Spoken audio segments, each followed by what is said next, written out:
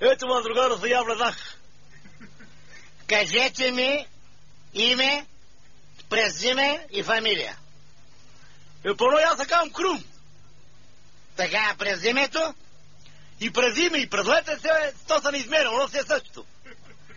Ма кой те пита как се казваш презиме, как се казваш лети, бе? Питам те име, презиме и фамилия. Първо, второ и трето име. Крум Зарков, другаро, съдия. Така, трето? Трето съм го забрал, да го не помним. Имаше още едно Крум Зарков Дънков. Добре, дето Дънков, как ще го запиша? Па да си учил да знаеш да пишеш. Бата огазол съдят, разбиш. Бе, ти чуеш се какво говориш, бе? Как може да кажеш така? Той съдебна зала, бе. Айде, де. Слушай сега, ти си извикан за бракоразводно дело. Га си роден? И аз съм се родил по черешово време. Да, брат, черешите, майка ми била по черешите, там е фанал коремо и аз съм изязнал колкото ме гледаш.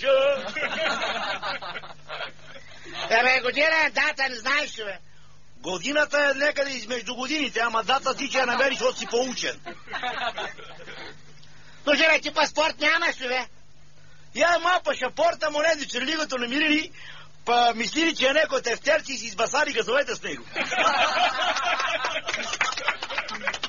Ма как ще си избършат га? Да го повтарям аз. Слушай сега, ти си извикан за бракоразводно дело, от страна на мъжа си свидетел. Таз другарка, виждаш ли я? Познаваш ли я? Виждал ли си я някъде? Чекай да ga видим. Моля да те познавам. Да знаете, га съм гледал, какво съм се дървил 2 часа, значи е гледал.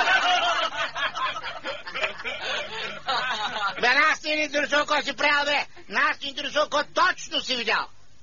Седим си в гората, другаро, съдя и си цепим дърва. Цепим си дърва, цепим си дърва, цепим си дърва. По едно време усещам, се чуват някакви стъпки. Обръщам се, виждам те тази другарка, с още един се фанали и се прегръщат, целиват. Прегръщат, целиват се. Я тръна след тях. Не съм любопитен, ама викам тия мога да има са найбът. Ама бавам се! Без такива си не зубе. Я реко мога да не се ебът. Абе, разбрай ми кой не направят, бе. Дай нататък, разбрай ми кой не направят. Да, за ебана нема говорим, нали? И легна она до учинка и почна да се боричка. Ту она отгоре, оно доле, она отгоре, оно доле, она отдоле. И по едно време другаро съдия, он като се беше изсерил целият като лимон. Че като си бракнал в гащите, като извади един такова голем кур. Значи каза да казваш такива цинизми, ще кажеш културно му, извади един член. Он извади един член, ама бая член беше. Абе направо курси беше, ма член да бъде както му вика, бе. Че като размандахерца насам натам, он е ми ти член. По едно време като дигна роклите и като смъкнах гащите. И я като видох, другаро седя, извинявайте, ма напутка за членка и да кам да знам се не объркаме па.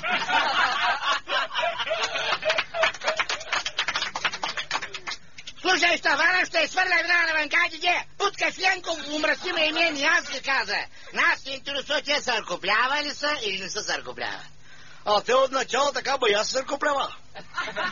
Те съркоплява, ама накрая като са фана, като му теги едно бане.